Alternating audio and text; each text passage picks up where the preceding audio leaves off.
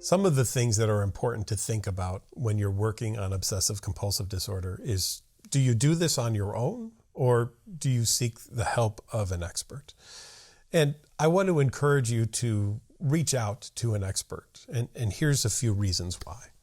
Number one, it can be really motivating to work with someone who can really help you face those fears. Sometimes when we're doing things on our own, we might be a bit timid about it. We might be worried if we're doing it the right way or the wrong way.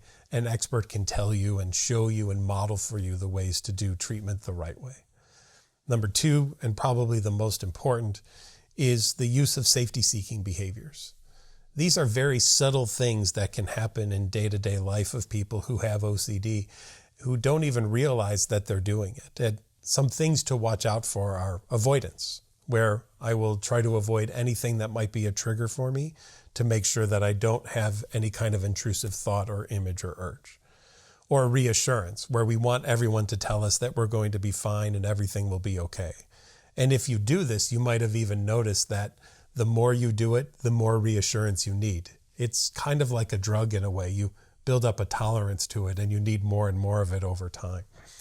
The third thing that might happen is distraction, where we might be in a chaotic or uncomfortable situation, and so we'll do something to distract ourselves to pay as less attention to it as possible. The fourth thing, and this is a serious consideration for many people, unfortunately, they get stuck in this, and that is the use of substances. And there are many people with OCD who dabble in substances and even become addicted to certain substances because the quick effect of that substance can feel very good in the moment and relieving, and might even feel to some people like it shuts down some of those thoughts or images or urges. But that in and of itself can become addictive, and people now have several other issues going on instead of just the obsessive compulsive disorder. And finally, compulsions, which are mental or behavioral acts that people may do, and you may not recognize all the compulsions you do, but someone trained in obsessive compulsive disorder can recognize those subtle safety behaviors and the various ways that compulsions may occur. And the third reason to seek out an expert is experts can also work with you on other conditions as well. OCD doesn't often show up by itself. It has friends, shall we say, like major depressive disorder or social anxiety or generalized anxiety or phobias or things of that nature. And working with an expert can get you to have the help that you need in those areas as well too, instead of just focusing on maybe a self-help manual that only talks about obsessive compulsive disorder.